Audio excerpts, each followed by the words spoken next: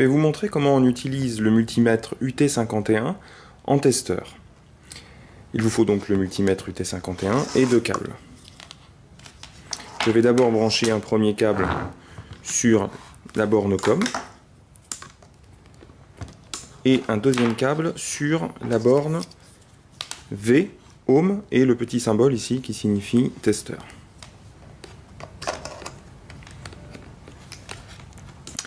Ensuite, je vais positionner le calibre sur le symbole testeur ici.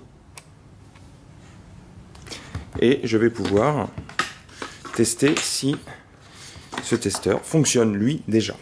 J'allume le multimètre et je vais vérifier qu'en réalisant une boucle fermée, il se met à siffler.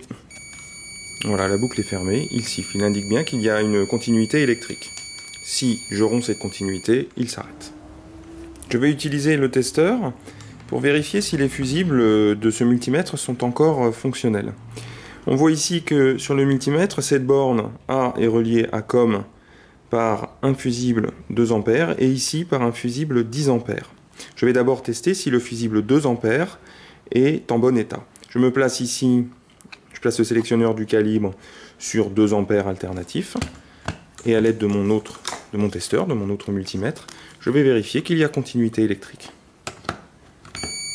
Donc le fusible 2 A est en bon état.